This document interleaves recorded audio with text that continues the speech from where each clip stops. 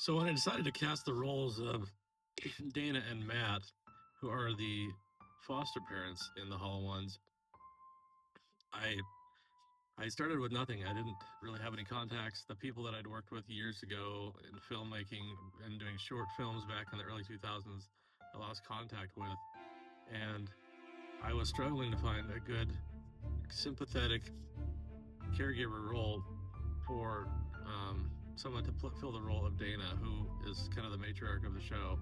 Laura Lee Solomino, who's a friend of mine from high school, who's acted a little bit in some small productions, decided to take on this role, which ended up being a 6-month undertaking, and she knocked it out of the park. She has training and trauma assisted care, counseling, and she brings a layer of vulnerability and compassion to this part, which I think elevates the movie completely in a different stratosphere, different level, if you will.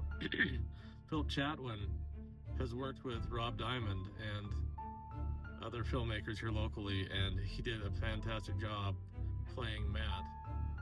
And he brings that everyman kind of silliness, but fun, but also groundedness, and also a little bit of irresponsibility, kind of the male stereotype of everything will be fine, don't worry about it, things will work out.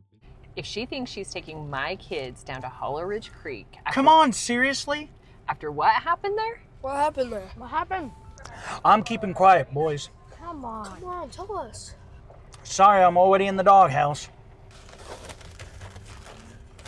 Okay.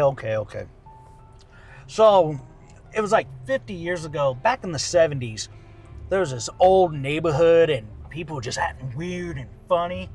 And then one night, a big flood happened. It's kind of a funny thing, too, because Philip, his acting style is very different.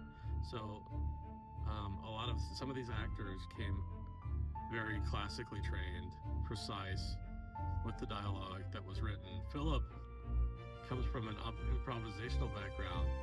He's worked on films where he's had to improvise quite a bit, and he took what I wrote and made it his own, which was a lot of fun to watch. His scenes are very loose and freewheeling but fun. They don't go off the rails. He definitely keeps them grounded, but he does a really brilliant job of taking them and making it believable and fun.